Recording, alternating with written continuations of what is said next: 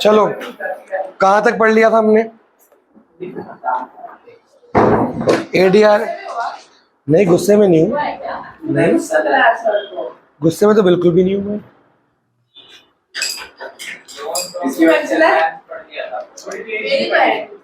मेरी है, मेरे से मांगी थी।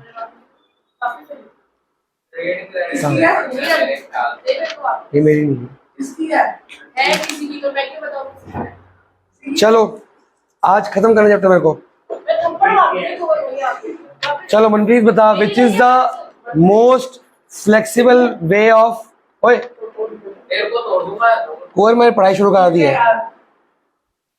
Most flexible way of financing through डेप्ट या most flexible way of taking डेप्ट। लोन कहाँ से? सारे लोन तो होते हैं, तो एग्जाम में लोन लिख के आ जाएगा। क्यों फ्लेक्सिबल है वो? ओह जाके लेके दिखा।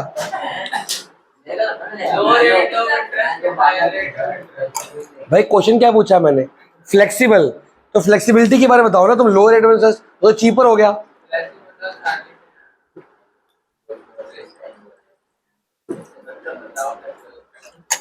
तुम्हें कहा रखा ना अगली बार से पिछले पढ़ के आया करो।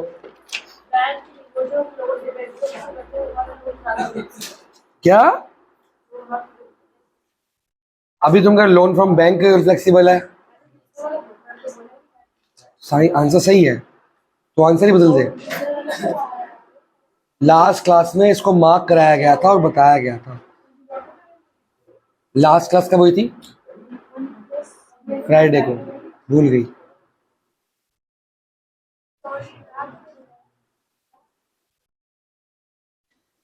फीचर मेरे को बताओ क्यों फ्लेक्सिबल है, बातें करी जा रहे हो, बताओ क्यों है।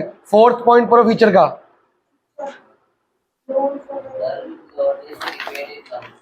चपेट मारूंगा, फोर्थ पॉइंट पढ़ ले। फ्लेक्सिबिलिटी पूछ रहा हूं मैं। क्या बोला? बोला तो कुछ भी नहीं।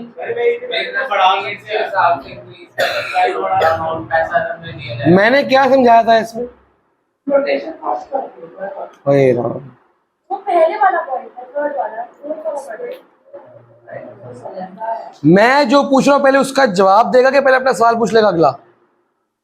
मैंने क्या पूछा है तुमसे? मैं पूछ रहा हूं फ्लेक्सिबल क्यों है। सर ये क्या होता है? मतलब अलग ही बात चल रही है तेरे दिमाग में। क्या लिखवाया था पिछली क्लास में?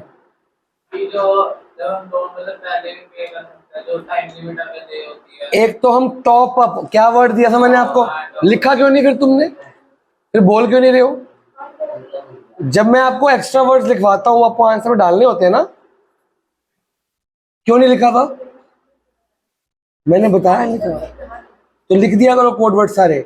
हम लोन को कभी भी बढ़ा सकते हैं टॉप अप लेके, या टाइम से पहले बिफोर मैच्योरिटी रीपे कर सकते हैं।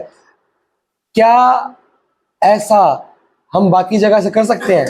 नहीं, तो इसलिए फ्लेक्सिबल होता है। अगर अपना लोन ज्यादा चाहिए तो जब डिवेंचर इशू है अगर वो भाग सकते हैं तब भी लोन इंक्रीज कर सकते हैं।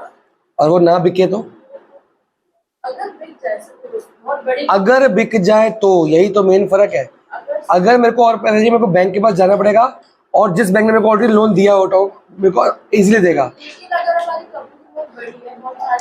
तब भी ना बिके तो? जिस कंपनी से, जिस बैंक से लोन लिया हुआ है वो टॉप अप इजीली देगी हमको। मैं यहाँ पे क्या पढ़ा रहा हूँ? Flexibility, top up. मैं यहाँ पे लोन लेने की बात कर रहा हूँ कि लोन इंक्रीज करने की बात कर रहा हूँ। दोनों में फर्क है कि नहीं? अगर मैंने एक लोन लिया हुआ है और मैं सही से रीपे कर रहा हूँ तो मेरे को वही वाला बैंक और टॉप अप देगा कि नहीं देगा? खुशी खुशी देगा। लेकिन अगर मैं डिवेंचर का रीपे कर रहा हूँ, मेरे को और लोग डिवेंचर ले ना ले उस पर डिपेंड करता है। डिवेंचर बेचने इतना आसान काम नहीं है बेटा। फर्स्ट टाइम लोन की बात नहीं हो रही, बार बार कह रहा हूँ। जब आपसे क्वेश्चन है, कैसे एक्सेप्शन हो गया? आपसे क्वेश्चन पूछा गया है फ्लेक्सिबिलिटी, उसका आंसर है कि ऑलरेडी लोन लिया है और अमाउंट इंक्रीज हो जाता है। आप बार बार पहले लोन पे क्यों जा रहे हो? आपको क्वेश्चन क्या पूछा, आप जवाब क्या दे रहे हो बार बार? मैं तो क्वेश्चन कुछ और पूछ रहा हूँ ना, वो जो आप पूछ रहे हो उसके बाद में जवाब दूंगा, पहले मेरा जवाब तो कंप्लीट हो रहा है। तो बात आंसर बदल जाएगा ना उससे। आप कह रहे हो कि डिवेंचर भी फ्लेक्सिबल है, मैं कह रहा हूँ कैसे है? डिवेंचर को मैंने एडवर्टीजमेंट कर दी, ये पक्का है कि बिकेंगे? ये श्योरिटी है कि सारे ही बिक जाएंगे, चाहे मेरी कितनी रेप्यूटेड कंपनी हो, सारे बिक जाएंगे आज जा? श्योरिटी है, पर नहीं। लेकिन जिस बैंक से ऑलरेडी लोन चल रहा है वो मेरे को टॉप देगा ही देगा, अगर मैं रीपे टाइम पे कर रहा हूँ तो। वहां श्योरिटी है कि नहीं? श्योरिटी ज्यादा किसमें होगी फिर? अब तो फ्लेक्सिबल कौन सा हुआ? और रीपे, अगर रीपे मेरे पास पैसे इकट्ठे हो गए, सुनो, मेरे पास पैसे इकट्ठे हो गए, मैंने बैंक को बोला मेरे को रीपे करना है, बैंक मान जाएगा? अब पैसे इकट्ठे हुए, तुम डिवेंचर होल्डर हो, मैं बोलता हूँ मेरे को रीपे करना है, तुम मेरे को डिवेंचर वापस करो, तुम मानोगे नहीं। तुम बोलोगे हमारी 5 साल की मेच्योरिटी टाइम से पहले क्यों दे? क्योंकि आपको फायदा क्या है? अगर आप डिवेंचर रखते हो, आपको इंटरेस्ट मिल रहा है 5 साल तक, मेरे पैसे इकट्ठे होंगे तब भी आपको रीपे नहीं कर पाऊंगा। अभी मैं सिर्फ एक पॉइंट पे हूं। आपसे मैडम अगर इस पॉइंट का आंसर पूछेगी, आप सारा कुछ लिखा होगे? बताओ आजा।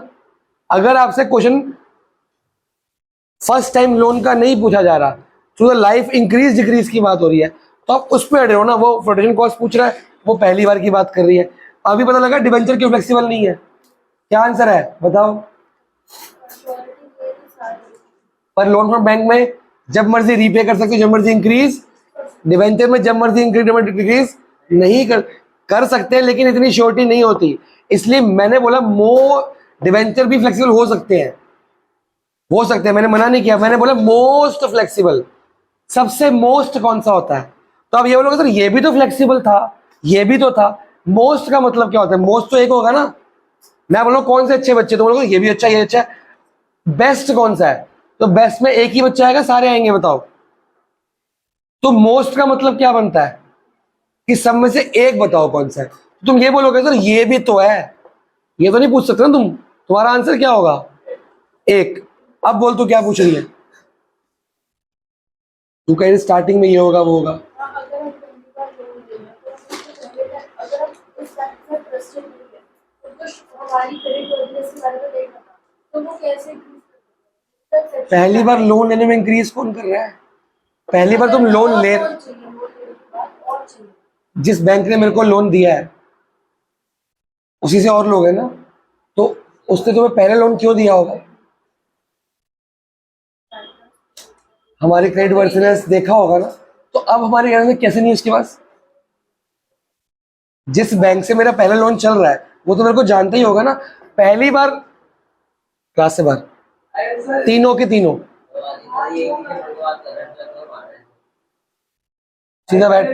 सीधा बैठ जा। एक बच्चे का डाउट चल रहा है तो तुम्हें इंपॉर्टेंट नहीं है वो, फिर तुम्हारे मार्क्स नहीं आते क्योंकि सुनते नहीं क्लास के अंदर।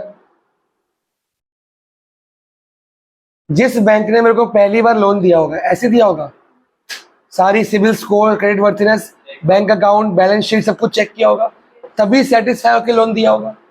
तो इंक्रीज करते वक्त क्यों सेटिस्फाई नहीं होगा? ऐसा मेरा क्या हो गया होगा? फिर मैं उसको 5 साल तक रीपे भी किया होगा। अगर रीपे टाइम पे कर चुका हूं तो मेरी क्रेडिट कैसे कम होगी? कॉमन सेंस लगाओ ना। जिस बैंक ने तुम्हें लोन दे दिया वो क्यों इंक्रीज नहीं करेगा? सोचो।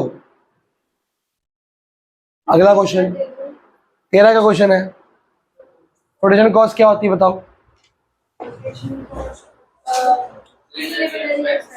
प्रीलिमिनरी एक्सपेंसेस क्या क्या होते हैं? Incorporation, promotion, prospectus, advertisement, underwriter, equity share या डिवेंचर को इशू करने के खर्चे जो करते हो, क्या होते हैं वो? क्या होते हैं? मिसलेनियस कौन से हो गए अब भाई? मिसलेनियस नहीं होते वो। शेयर इशू करने के लिए जो खर्चा करना पड़ता है वो सारे खर्चे क्या होते हैं? Flotation cost. उसका नाम मिसलेनियस नहीं होता। क्या होता है? लास्ट क्लास में डिटेल में बताया था मैंने, तो ऐसे थे लास्ट क्लास में। अच्छा चोट लगी ना घुटने में, भूल गया होगा भाई। दिमाग तो यहाँ से यहाँ जा रहा है नीचे, क्योंकि हम पढ़ाते कुछ और तो पढ़ता कुछ और है। हम पढ़ा रहे होंगे ये, तेरे दिमाग में चल रहा होगा ADR या चल रहा होगा अकाउंट्स। प्रॉब्लम मेरे को ये आ रही है, तो अटेंटिव नहीं क्लास के अंदर, ना स्कूल में ना यहाँ पे। मैं पढ़ा रहा हूँ कुछ और हूँ, पूछ रहा हूँ कुछ और हूँ, तो बता कुछ और रहा है, सोच कुछ और रहा है। अकाउंट्स को बीएससी सोच रहा है, बीएससी अकाउंट सोच रहा है। क्यों ऐसा हो रहा है? फोकस करो हर चीज पे। अगला क्या है? ट्रेड। बता मनन, पढ़ के समझाओ।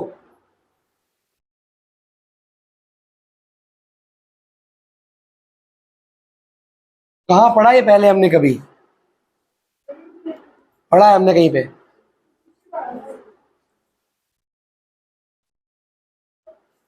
आर्जा मतलब क्या बना है? क्या? पेमेंट एक्सटेंड कर देना एक ट्रेडर के द्वारा दूसरे ट्रेडर। हिंदी में ट्रांसलेट मत किया करो यार। अगर मैं किसी से गुड्स खरीदूँ तो वो मेरी पेमेंट करने की टाइम को बढ़ा रहा है, बढ़ा रहा है? कहाँ लिखा बढ़ा रहा है? एक्सटेंड कर सकता है ना, बढ़ा। अरे वो जो आपने बताया था वो दुकान वाले के पास जब पैसे नहीं होते तो फिर वो पेड़ के पास क्रेडिट एक्सटेंडेड का मतलब ये नहीं कि बढ़ा रहा है, एक्सटेंडेड का मतलब दिया, उधार दिया। हिंदी में ट्रांसलेट करते हो। जैसे लोन एडवांस का मतलब एडवांस लोन होता है, क्या होता है? लोन दिया। तो क्रेडिट एक्सटेंडेड मतलब क्रेडिट दिया, उधार दिया। क्या? और अगर वो कैश वगैरह मिलता और जो वाला उसको और सप्लाई गलत।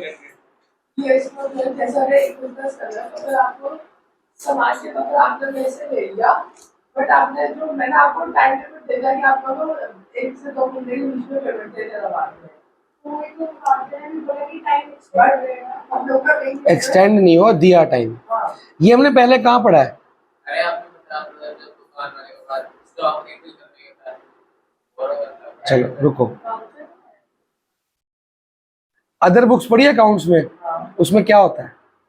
परचेज बुक, सेल्स बुक किसके लिए बनती है? उधार परचेज, उधार सेल, ये वही है भाई। ट्रेड क्रेडिट, क्रेडिट का मतलब क्या होता है? उधार का ट्रेड। उधार की, अगर एक बंदा उधार परचेज कर रहा है, दूसरा बंदा क्या कर रहा होगा? मैंने मनन को बेचे, मैं कहाँ लिखूंगा उधार में? सेल्स बुक में। ये कहाँ लिखेगा सेम अमाउंट? एक बंदे की सेल, एक बंदे की ट्रेड, क्रेडिट हो गया, खत्म। अकाउंट्स में पढ़ के तो आ रहे हैं। जो परचेज टू मनन या मनन टू सेल्स, ये क्या होता है? उधार पे कि कैश पे? जब क्रेडिट उधार पे दे, एक्सटेंडेड मतलब दिया, हमने ट्रेड किया उधार पे without any cash immediate payment, वो क्या होता है? समझ गए हो? सबको तो आता ही है, क्यों याद नहीं आया? फर्स्ट पॉइंट पढ़ो। ये जो 9th का है वाई टू ऑफस्प्रिंग जेबला जो है सेकंड पार्ट, यही होगा 9th का सेक्शन। एग्जिबिट रिकॉर्ड सिमिलरिटी, हाँ। तो ये हो रहा है कि एक सेक्शन में बहुत सारी वो होती है स्लाइड, बहुत स्लाइड वेरिएशन है।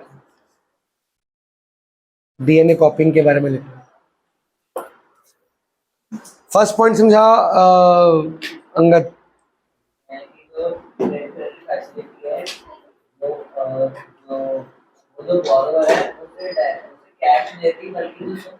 मतलब जो बिजनेस हुआ उधार पे खरीदा बेचा गया without immediate payment in cash, खत्म। सेकंड पॉइंट कुंवर। बाय बेटा, बोला मन। फिर इसके अंदर सेकंड के अंदर हमें बता रहे हैं जो भी जो है हम रिकॉर्ड करेंगे और अपने सैलरीज जो खरीद रहा है वो कौन सी बुक में लिखेगा? सर बोल देगा सैलरीज कौन सी बुक में लिखेगा? परचेज बुक में लिखो ब्रैकेट में। तो जिससे तूने परचेज किया वो तुम्हारा डेटर है क्रेडिटर है? वो हमारा क्रेडिट वही तो क्रेडिटर बेटा। जिससे उधार है परचेज, वो कौन है? लिखा नहीं आगे किससे लिया? Sundry creditor. उसका नाम क्या लिखोगे एज क्रेडिटर की बुक में, या अकाउंट्स पेएबल, अकाउंट्स पेएबल या बिल पेएबल या परचेज बुक। आगे ट्रेड क्रेडिट को कॉमनली यूज करते हैं सोर्स ऑफ शॉर्ट टर्म। थोड़े टाइम के लिए पैसे अब देखो, हाँ थोड़े टाइम के लिए कैसे? जैसे मान लो मेरे पास कुछ काम के लिए पैसे नहीं है, ठीक है, पैसे कम पड़ रहे हैं। अब या तो बैंक से लोन ले लूं या मैं गुड्स उधार में परचेज कर लूं। हम यहाँ क्या पढ़ रहे हैं? Source of credit. पहले हमने पढ़ा कि लोन ले सकते हैं बैंक से, फाइनेंशियल इंस्टीट्यूशन से या डिवेंचर से। यहाँ हम लोन ले रहे हैं क्या? हम गुड्स ले रहे हैं उधार पे। अगर मैं गुड्स उधार पे ले रहा हूं तो मेरा कैश क्या हो गया?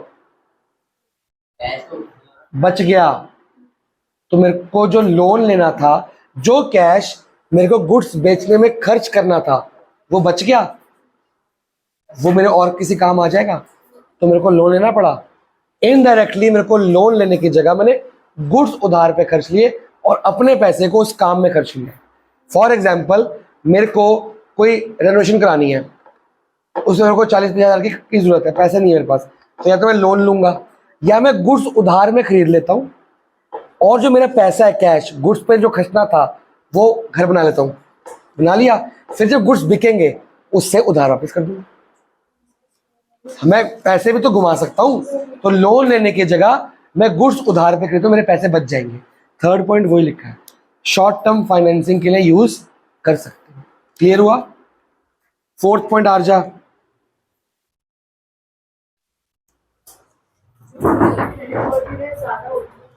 ऑब्वियसली मैं अगर मनप्रीत को बोलूंगा मनप्रीत उधार पे गुड्स ले, ये मेरे को देगा, ये मेरे को तब देगा अगर मैं इसका बहुत पुराना डीलर हूँगा, या ये मैंने पहले भी उधार लिया होगा तो टाइम पे रीपे किया होगा। पहली बार ये मेरे को देगा, इसको डर लगेगा मैं पैसे मार के भाग गया तो। समझ आया कि नहीं आया? ट्रस्टेड पर्सनैलिटी होगी। आगे पांचवा, ननन,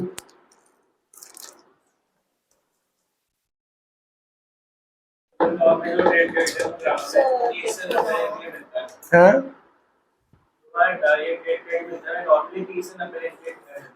मतलब आप जब कम बैंक आगे बिजनेस करोगे, कल को बड़े होके उधार वगैरह होगा, तो कितने का बिल का जो वाउचर बनता है, कौन सा वाउचर बनता है?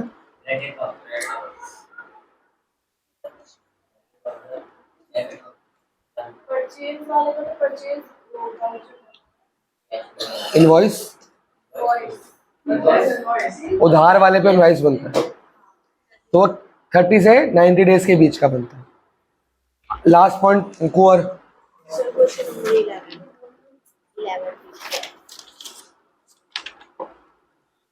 इन दोनों को स्क्वायर कर। एक्स की वैल्यू यहाँ पुट कर, होल स्क्वायर कर, हाँ कर दी। A plus A square plus B square plus 2ab, अच्छा A square plus B square minus 2ab cut जाएंगे,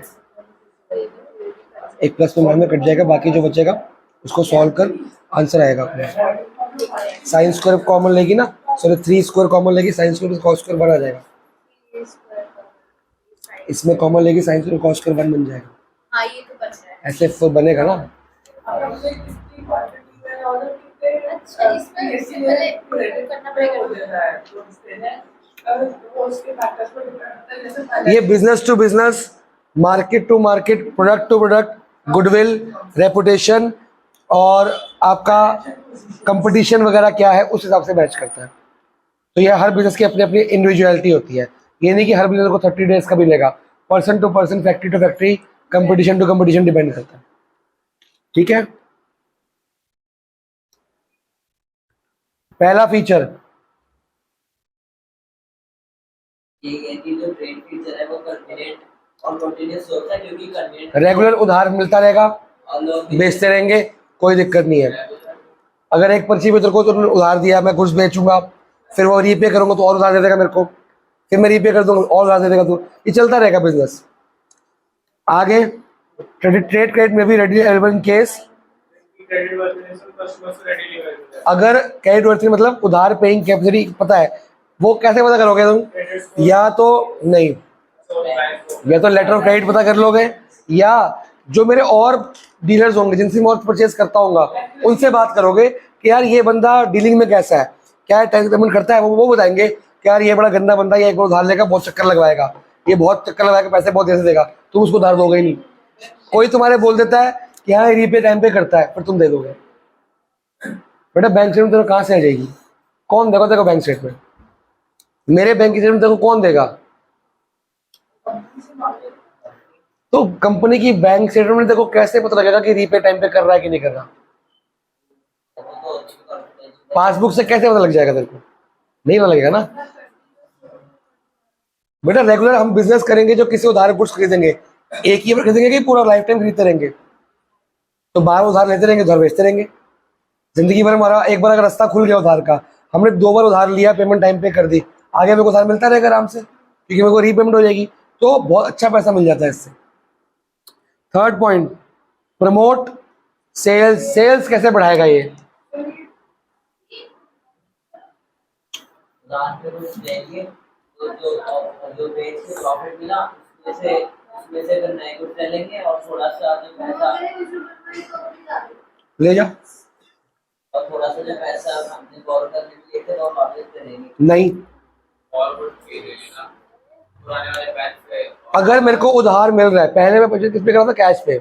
अब मेरे को उधार मिल रहा है तो कैश की परचेज भी कर रहा हूँ, उधार की भी, तो ज्यादा परचेज होगी तो सेल भी क्या होगी? अब मेरे पास मेरी दुकान में हर तरह का माल पड़ा है, वैरायटी ज्यादा होगी, क्वालिटी ज्यादा होगी। ट्राइपॉड बचा रही हो, बस उठा ले 2 मिनट। अरे ट्राइपॉड चल ठीक है, ऐसे रहने दो। ठीक है ले जा। तो जब उधार मिल रहा था इमीडिएटली मान लो कि ऑर्डर आया, फटाफट गुड्स ले आऊंगा, पैसे की चिंता ही नहीं है। गुड्स ले आया, बेचा, पैसे दे दूंगा। ठीक है, कोई कस्टमर ने फोन किया, भाई साहब ये वाला अमाउंट चाहिए, वो अमाउंट में वो सामान मेरे गोडाउन पे नहीं है, मैंने इसको फोन किया, यार ये वाला सामान पड़ा है, कहता हाँ पड़ा है, मैं कहा भेज दे, पेमेंट बाद में दूंगा। तो ये इमीडिएट भेज देगा, फिर मैं ये इससे लूंगा उधार पे, फटाफट बेचा, उससे कैश इसको पेमेंट कर दी, तो रास्ता खुला हो ना इसकी तरफ से, क्योंकि फटाफट से गुड्स आ रहे हैं जा रहे हैं, पेमेंट की टेंशन नहीं है। अगला, if the company wants to increase inventory क्या होता है? स्टोरेज नहीं, स्टॉक। अपना स्टॉक बढ़ाना चाहता है। इन्वेंट्री का मतलब क्या होता है? अगर स्टॉक का लेवल बढ़ाना चाहते हो, अगर मेरे को अपनी दुकान पे बहुत स्टॉक रखना है तो मेरे को बहुत सारा कैश चाहिए, लेकिन अगर उधार मिल रहा है तो उधार लेके भी अपना स्टॉक बढ़ा सकता हूँ, अपनी पूरी दुकान भर सकता हूँ। दुकान भरी होगी तो क्या फायदा होगा? हर चीज मिलेगी। कोई कस्टमर आएगा खा लिया था वापिस, उसको ये नहीं बोलूंगा नहीं यार यहाँ से मिलता है, ये सब स्टॉक डाल दूंगा। अगर दुकान भरी होगी, इमीडिएटली बड़ी से बड़ी अमाउंट की सेल भी मैं। तो अगर कंपनी को काम बढ़ाना है, इन्वेंट्री बढ़ानी है, उसके लिए ट्रेड क्रेडिट क्या होगा? बहुत फायदेमंद साबित होगा। लास्ट पॉइंट, इसका एसेट में फर्क, मतलब जो बंदा मेरे को गुड्स उधार पे बेच रहा है वो मेरे एसेट्स के अंदर इंटरेस्टेड नहीं है, कोई मॉर्गेज या कोलेस्ट्रल सिक्योरिटी नहीं रखनी पड़ती। समझ आया? जा, ये लोन नहीं है, ये सिर्फ परचेज सेल। तुम हर चीज को परचेज सेल में ले आते हो। परचेज सेल में क्या होता है? सिर्फ गुड्स। यहाँ गुड्स की बात हो रही है, जहां पे हेडिंग है ट्रेड क्रेडिट, वहां लिख लो ब्रैकेट में ओनली गुड्स। ये सिर्फ गुड्स की बात हो रही है, कोई फर्नीचर मशीनरी की बात या कोई और लोन की बात, ये प्रॉपर रॉ गुड्स है। ऐसा कुछ होएगा बड़े पास। इसमें 9 कॉमन ले, इसमें 16 कॉमन ले, ब्रैकेट बना। सर इक्वल टू वो तो प्रूफ करना। इसमें 9 कॉमन ले, ब्रैकेट में क्या बनेगा? इसमें 16 कॉमन ले, ब्रैकेट में क्या बनेगा? सेकंड लास्ट, ट्रेड क्रेडिट समझ आ गया? कोई डाउट किसी को? रॉ बिजनेस का परचेज सेल, और यहाँ ज्यादा बात सेल की परचेज की है? परचेज की, लोन सेल होता है, लोन परचेज होता है, लोन परचेज होता है। Last, second last, inter corporate, ये क्या होता है? पढ़ो,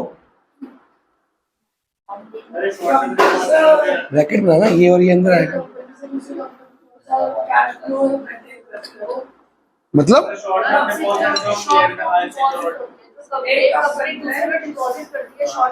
कौन करता है ऐसे?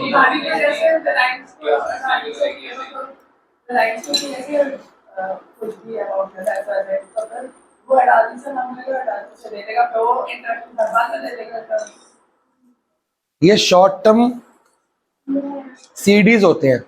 मिलते कहाँ से हैं?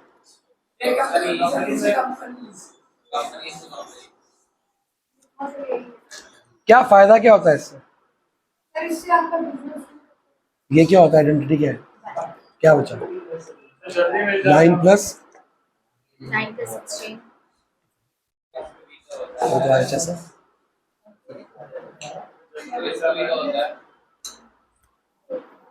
हाईलाइट करो, एक तो अनसिक्योर्ड, शॉर्ट टर्म। दो कंपनी है ए और बी, ए को कुछ पैसे चाहिए, बी का काम अच्छा चल रहा है, उसका एक्स्ट्रा कैश पड़ा है। अब वो एक्स्ट्रा कैश किसी काम नहीं आ रहा उसके, अब वो एक्स्ट्रा कैश क्या करेगा, तो बैंक में एफडी करा देगा या बैंक में रख देगा, या क्या बोलेगा, ए कंपनी को दे देगा, बी वाला कह रहा है ए कंपनी तेरे को पैसे चाहिए 20 दिन के लिए चाहिए, कह रहा हाँ 20 दिन के लिए चाहिए, वो उसको 20 दिन के लिए दे देगा, अनसिक्योर्ड को सिक्योरिटी में रखेगा, दे देगा, उससे पर डे का ब्याज लेगा। ये ज्यादातर दुकानदारों में होता है, मनी लेंडर्स करते हैं, ये दुकानदारों में होता है, वो कर देते हैं, दुकानदारों में ऐसे हो जाता है। मान लो तीन नगर मार्केट देखी है, बहुत सारी कपड़ों की दुकानें हैं,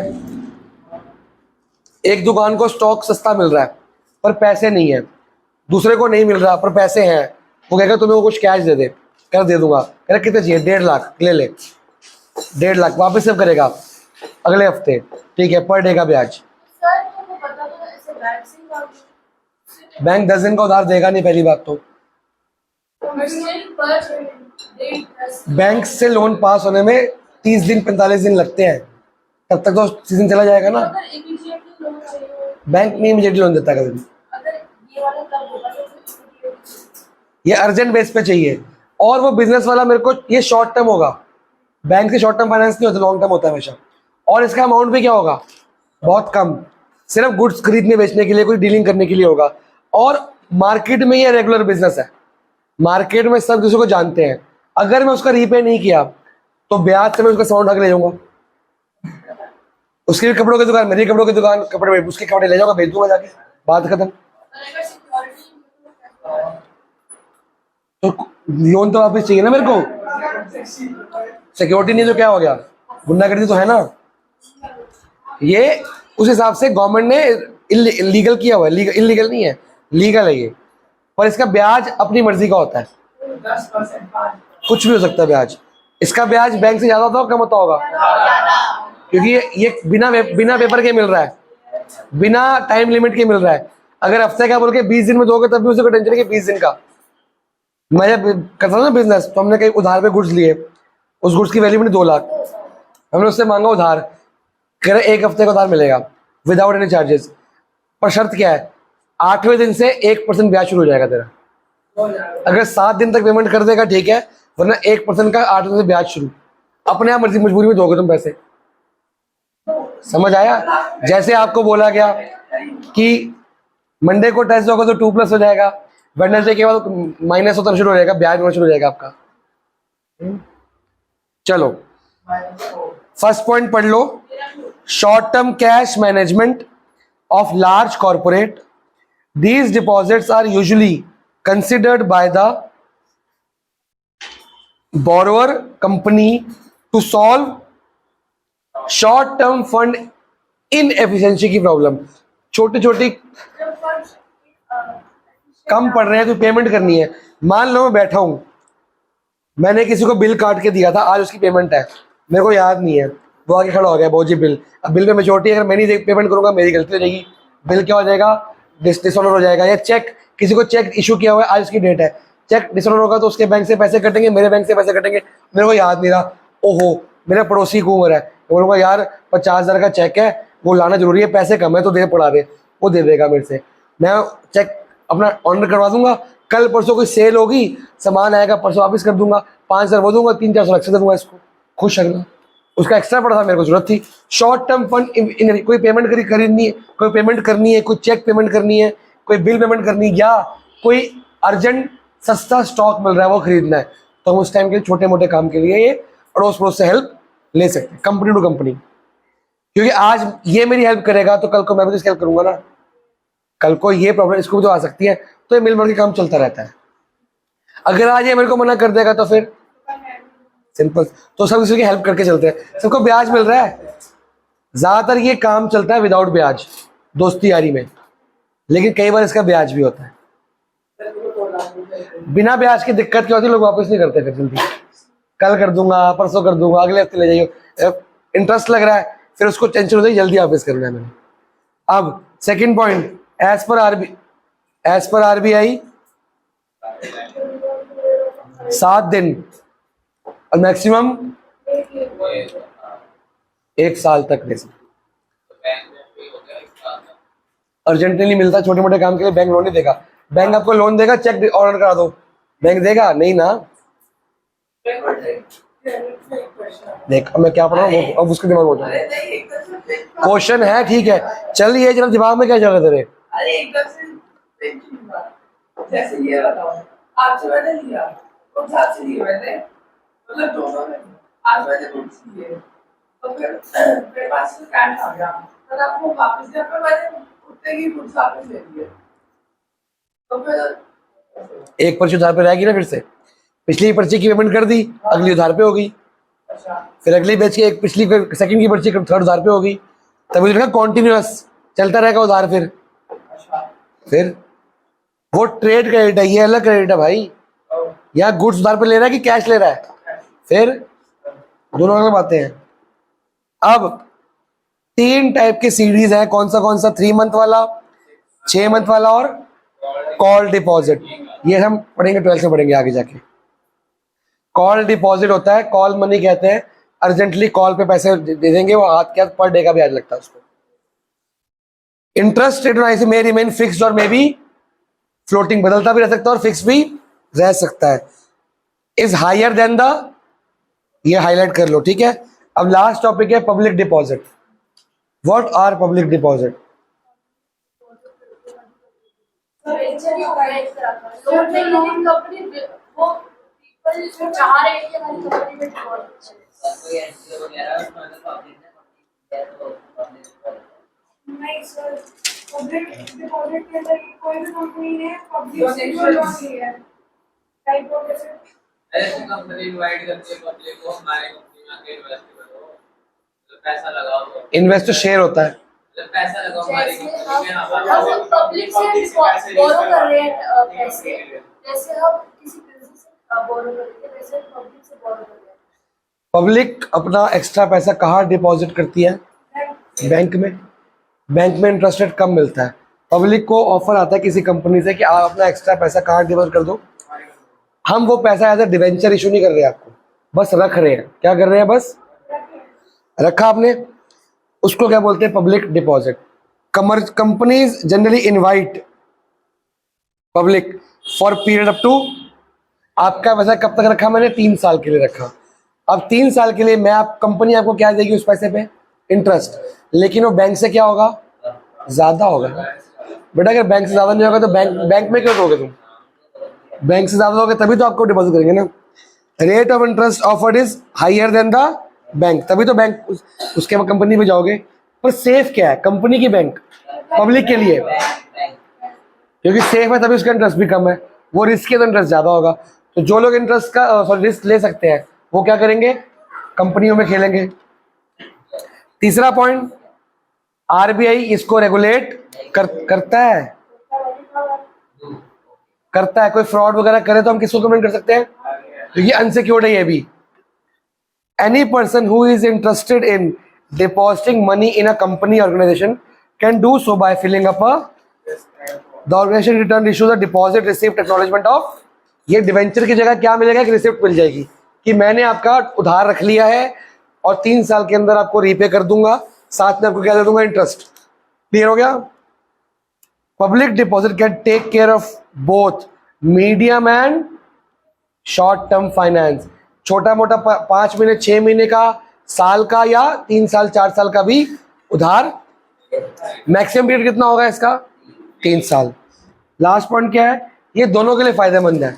कंपनी को short term medium term finance मिल गया और लोगों को बैंक से ज्यादा ब्याज मिल गया। कंपनी बैंक के पास जाएगी, पेपर वर्क लगेगा, यहाँ पेपर वर्क नहीं लगेगा। ठीक है। वाइल द कंपनी को क्या फायदा? Cost of deposit of the company is less than the cost of borrowing from the bank पे जो खर्चा आएगा यहाँ वो खर्चा नहीं करना। वही है, लास्ट पॉइंट ही है। और प्रोटेक्शन कॉस्ट भी नहीं होगी। अब पहला फीचर, कोई कागजी कार्रवाई आईटीआर वगैरह कुछ नहीं करने की, सिर्फ लोगों को बुलाया, फोन किया, वो आए, फॉर्म साइन किया, काम खत्म। अगला,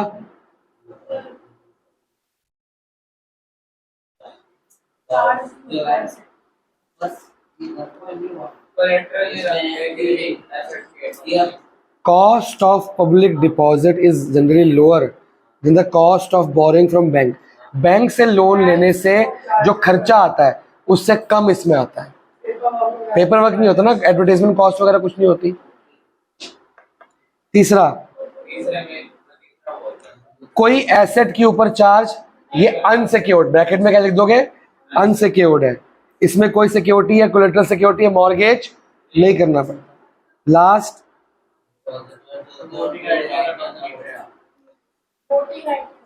वो डिवेंचर में होते हैं, नहीं सॉरी शेयर में होते हैं, तो ये शेयर की तरह ही है पर ये लोन है और कोई इसमें फ्लोटेशन कॉस्ट नहीं है, कोई बैंक पे के पास नहीं जाना, ये इजीली मिल जाते हैं। वो लोग हमारी कंपनी में डील करेंगे जो उन पे भरोसा करते होंगे, मेरे दोस्त यार होंगे जो मेरे को जानते होंगे।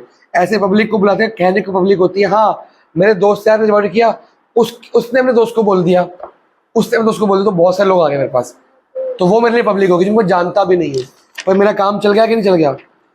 आप जब टेस्ट की तैयारी करते हो तो ये बैक एक्सरसाइज करते हो, ऑब्जेक्टिव टाइप क्यों नहीं करते? ये पीछे वाला ही ऑब्जेक्टिव टाइप है, ये नहीं करते। एक एक क्वेश्चन इंपॉर्टेंट है ये करते हो, ग्रीन वाला जो है कभी कभार। और ये केस स्टडीज भैया, रिकैप के अलावा आपको ये भी करना है अच्छे से। फिर पीछे सेल्फ असेसमेंट भी दी होती है, वो करते हो? करते क्या हो फिर तुम? खाली चैप्टर लर्न, हाँ देखते हो ना, आंसर दिए हो तो पीछे। तो जो आपके objective type question plus case study बहुत इंपॉर्टेंट है, उसके बगैर मत आया करो। कहाँ कर रहे थे? सप्लीमेंट बुक पढ़ते हो? एमसीक्यूज वगैरह है उसमें? नहीं पढ़ते बेटा, मार्क्स जो नहीं आ रहे ना इसलिए नहीं आ रहे। खाली चैप्टर करके जो जाता है उसके इतने मार्क्स आएंगे, जो पीछे ऑब्जेक्टिव और बैकेज करेगा उसके इतने हो जाएंगे, सप्लीमेंट पढ़ेगा उसके इतने, जो गाइड है भी पढ़ लेगा उसके सारे आ गए। सिंपल सी कहानी है ना। जिनके ज्यादा आ रहे ज्यादा पढ़ रहे हैं, आपके कम आ रहे क्या ये बेकार ही है, चैप्टर तो रन हो ही गया, उसमें भी कुछ मुश्किल छोड़ दो। समझ आ रही है? अगले वेडनेसडे, अगले मंडे कौन सा टेस्ट है? उसके अगले मंडे वो सैटरडे, वो उनका, तुम्हारा नहीं है। आपका मंडे को 5, 6, 7 आपको टाइम मिल जाएगा। आपको पहले मैथ्स का देना है, उसके बाद आपको टाइम मिल जाएगा। देखिए इनका मैथ्स का एग्जाम नहीं ना, इनको को डिले करूंगा, आपको डिले कर दूंगा। अब सुनो कहानी।